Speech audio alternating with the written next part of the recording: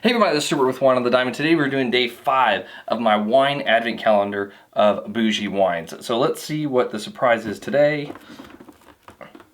Goodness.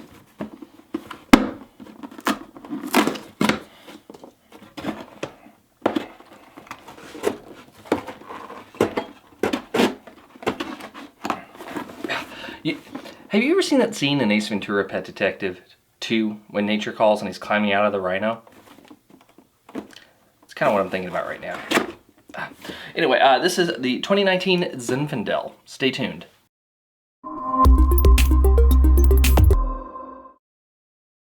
Alright, so this is the 2019 Bougie Zinfandel. It is 15.5% alcohol by volume. I mean, come on, it's a Lodi Zinfandel. We kind of figured it's going to be high in alcohol, right? And screw top +1. So let's take a look at this one. I'm interested to see how this stands up because I have a love-hate relationship with Lodi Zin. There's some that I really, really enjoy, and then there's some that I just feel are like totally overdone and should not be in the bottle. We'll see where this one lies if it falls into either category.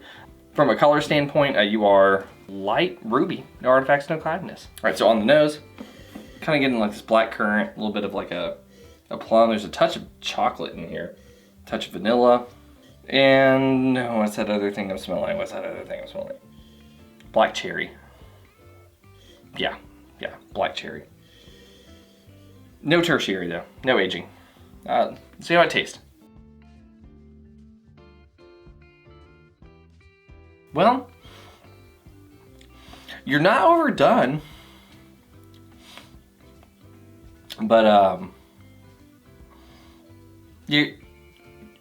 you're not like good either.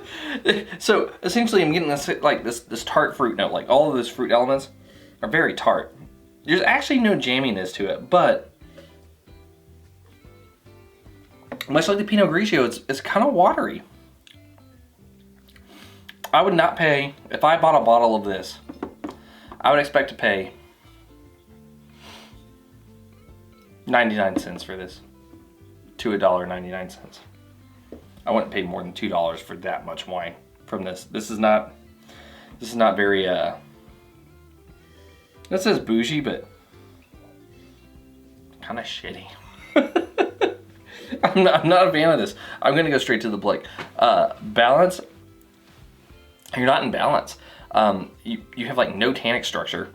You have this weird acid. You have this wateriness to you, and you're a hot wine. On the nose, you can smell the alcohol. You can taste it, and there's not enough body to support any of that. So yeah, no points there. Length, medium minus finish, no points. Intensity. Yeah, medium on the nose.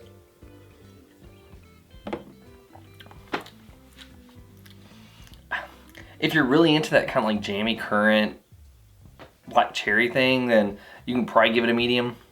But even then, then you get this like really astringent alcohol taste that kicks in too, that kind of cuts that.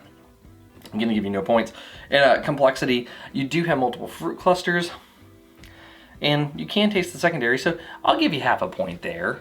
Primary and secondary. In the end, it's half a point. You're bad. Not a fan of you.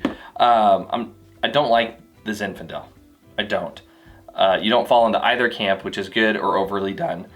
You fall into the maybe I was an afterthought and I needed to have a different varietal in here.